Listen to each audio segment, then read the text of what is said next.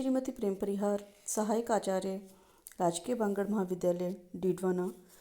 और हम पढ़ रहे हैं BCom part first paper first का टॉपिक आर्थिक पर्यावरण के प्रमुख अंग। इस टॉपिक से पहले हमने आर्थिक पर्यावरण की परिभाषा, आर्थिक पर्यावरण की विशेषताएं और आर्थिक पर्यावरण के उद्देश्य के बारे में जाना था। और आज हम विस्तार से आर्थिक पर्यावरण के प्रमुख अंग कौन कौन से होते हैं उनके बारे में जानेंगे। जैसा कि मैंने आपको सिलेबस डिस्कस करते हुए भी बताया था कि ये बहुत इम्पोर्टेंट टॉपिक है और हर साल इसमें से क्वेश्चन आता है, तो आप इसे बड़े आराम से और धैर्य से सुनिए। देश का विकास और समृद्धि बहुत कुछ आर्थिक पर्यावरण पर निर्भर करती है और इसको प्रभावित करने वाले घटक या कारक या इसके महत्व या इसके मुख्य अंग, किसी भी नाम से प्रश्न पूछा जाए, बिंदु हमारे यही होंगे, इन्हीं को हमें लिखना है। तो अनेक घटक होते हैं जिनमें से कुछ इस प्रकार हैं, उनके बारे में हम क्रमवार अध्ययन करेंगे। पहला बिंदु है हमारा प्राकृतिक संसाधन एवं दशाएं। देश के प्राकृतिक संसाधनों के अंतर्गत वे सभी परिस्थितियां आती हैं, वे सभी संसाधन आते हैं जो कि हमें प्रकृति ने निःशुल्क रूप से उपलब्ध करवाए हैं, जैसे कि भूमि, मिट्टी, खनिज, जल, वनस्पति, पहाड़, मैदान आदि। जहाँ एक ओर देश में प्राकृतिक संसाधनों की प्रचुरता और उनकी विकास की परिस्थितियों के अनुकूल होने पर उन साधनों के विदोहन से आर्थिक विकास, उत्पादन में वृद्धि, रोजगार के पर्याप्त अवसर तथा आर्थिक समृद्धि का मार्ग प्रशस्त होता है, वहीं दूसरी ओर प्राकृतिक साधनों का अभाव, भौगोलिक परिस्थितियों की प्रतिकूलता तथा संसाधनों के विदोहन की सीमित संभावनाओं में देश के आर्थिक विकास कम हो जाता है या अवरुद्ध हो जाता है। यानी कि प्राकृतिक संसाधन एवं दशाएं आर्थिक पर्यावरण को निर्धारित करने वाले महत्वपूर्ण और आवश्यक घटक माना जाता है। दूसरा बिंदु है आर्थिक प्रणाली। आर्थिक प्रणाली से हमारा अभिप्राय अर्थव्यवस्था के उस स्वरूप से है जिसके अंतर्गत मानव की उपभोग, उत्पादन, विनिमय, वितरण तथा राजस्व संबंधी आर्थिक क्रियाओं का संपादन होता है। विश्व में प्राय 3 प्रकार की आर्थिक प्रणाली पाई जाती है, जिनमें पूंजीवादी आर्थिक प्रणाली या पूंजीवाद, समाजवादी आर्थिक प्रणाली या समाजवाद और तीसरा इन दोनों का मिला जुला रूप यानी मिश्रित अर्थव्यवस्था। पूंजीवादी आर्थिक प्रणाली यह विश्व का सबसे प्रचलित और प्राचीनतम प्रणाली है।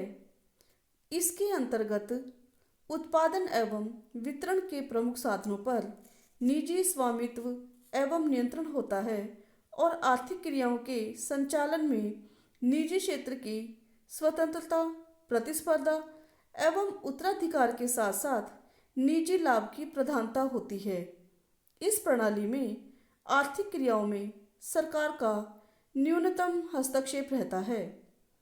इसके अंतर्गत व्यक्तिगत लाभ की प्रेरणा आर्थिक समृद्धि और प्रगति का मार्ग खोलती है।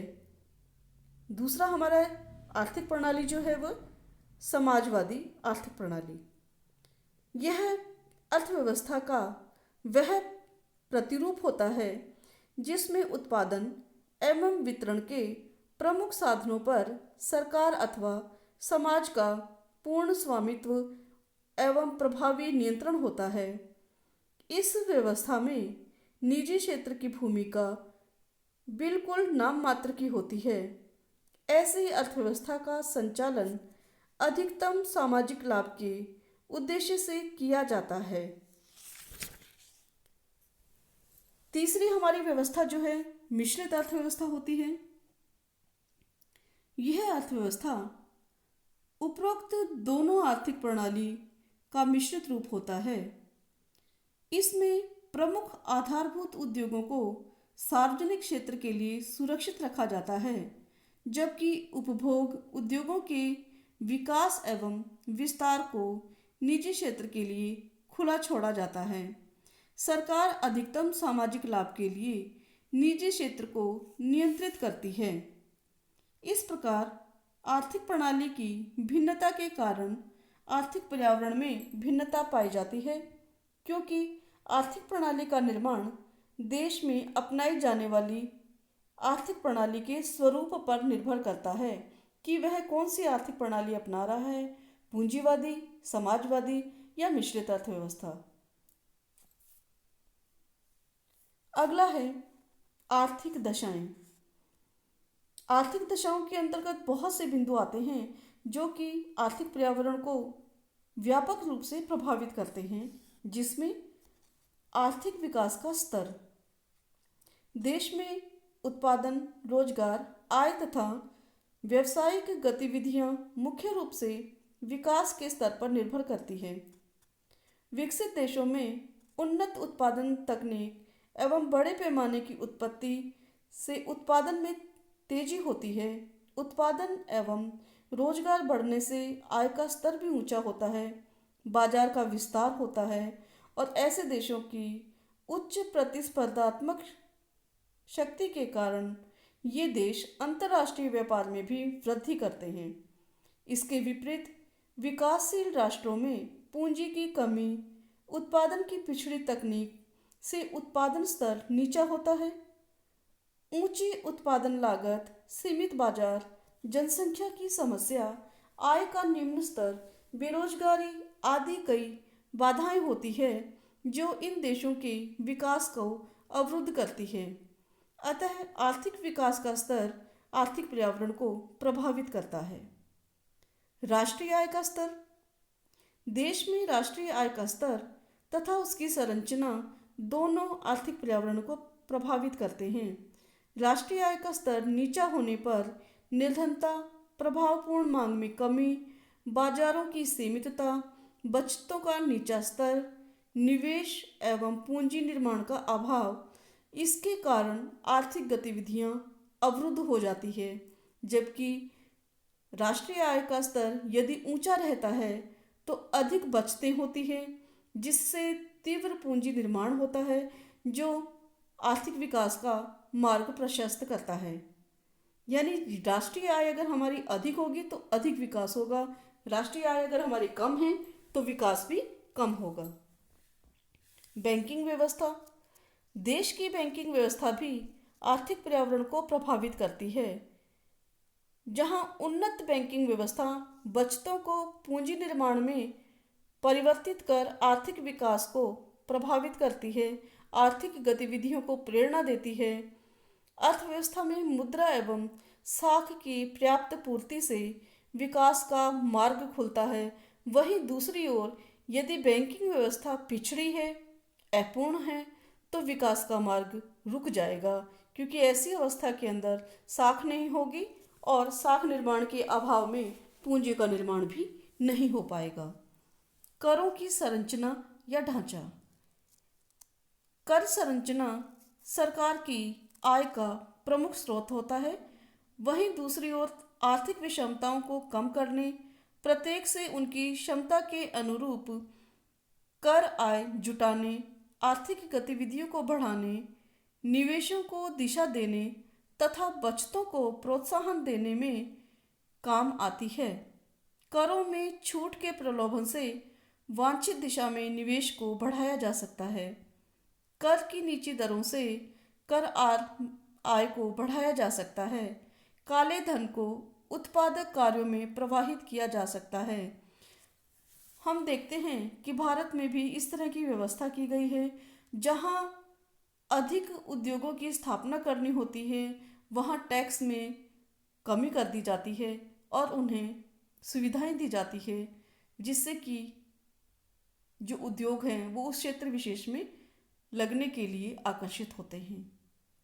बीमा व्यवस्था। देश बीमा व्यवस्था जो है देश के अंदर, वह जोखिमों से सुरक्षा प्रदान करती है।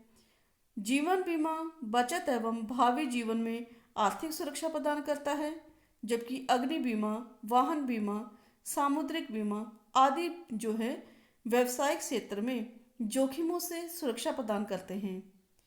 बीमा क्षेत्र में आर्थिक एवं व्यवसायिक गतिविधियों को प्रोत्साहन मिलता है, जबकि बीमा के अभाव में आर्थिक गतिविधियां कमजोर हो जाती है।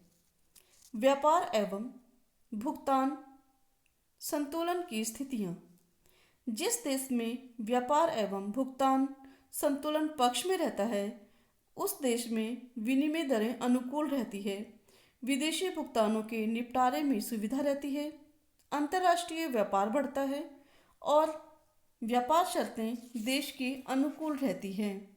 जबकि व्यापार एवं भुगतान संतुलन प्रतिकूल रहने पर विनिमय दरों पर भी प्रतिकूल प्रभाव पड़ता है, देश पर विदेशी ऋण का भार बढ़ता है, विदेशी भुगतानों के निपटारे में बाधा पड़ती है, जिसके कारण आर्थिक विकास अवरुद्ध हो जाता है। विदेशी ऋण भार। जो देश विदेशी ऋणों के जाल में फंस जाते हैं, उनको ऋणों के पुनर्भुगतान तथा ब्याज के भुगतान पर भारी मात्रा में दुर्लभ विदेशी मुद्रा चुकानी पड़ती है। भुगतान संतुलन प्रतिकूल हो जाता है और वह देश आर्थिक दिवालियेपन की ओर अग्रसर हो जाता है।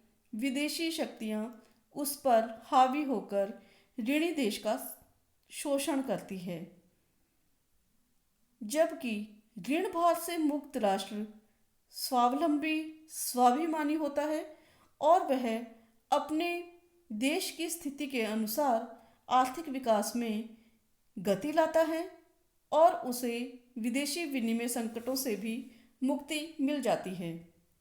व्यापार चक्र।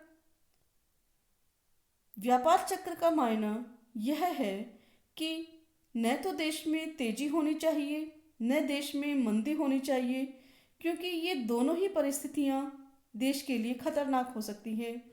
जहां एक ओर तेजी काल में उत्पादन, रोजगार एवं आय बढ़ती हैं, मंदी काल में कीमतों में अप्रत्याशित कमी के कारण देश में उत्पादन, रोजगार, आय को काफ़ी घाटा होता है। इससे अर्थव्यवस्था प्रभावित होती है। सभी देश यही चाहते हैं कि स्थिरता के साथ आर्थिक विकास को बढ़ावा दिया जाए। अगला बिंदु है आधारभूत संरचनात्मक सुविधाएं। जिन देशों में परिवहन, संचार, ऊर्जा, विद्युत, पेट्रोल, डीजल आदि आधारभूत संरचनात्मक सुविधाएं पर्याप्त उपलब्ध होती है, तो उस देश का आर्थिक विकास भी तीव्र गति से होता है।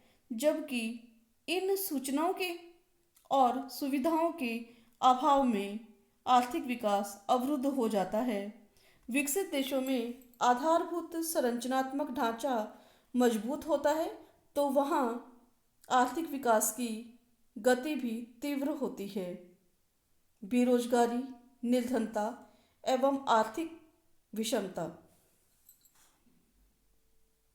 जिन देशों में बड़े पैमाने पर बेरोजगारी हो, वहाँ उत्पादन एवं आय का स्तर नीचा रहेगा। उत्पादन में श्रम प्रधान तकनीकों पर जोर दिया जाएगा। गरीबी की समस्या रहेगी। निम्न आय से बाजार और आर्थिक गतिविधियां सीमित होगी। आर्थिक विषमता से वर्ग संघर्ष पनपेगा और सरकार के सामने भी संतुलित विकास एक समस्या बनकर उभरेगी। परंतु जिन देशों के अंदर ऐसी परिस्थितियां नहीं होती हैं, वहाँ बहुत अच्छे से विकास होता है और आर्थिक विकास की गति भी तीव्र होती है। बेरोजगारी, निर्धनता और आर्थिक विषमताएं आर्थिक पर्यावरण को प्रभावित करती हैं और उसके विकास का मार्ग भी अवरुद्ध कर देती हैं।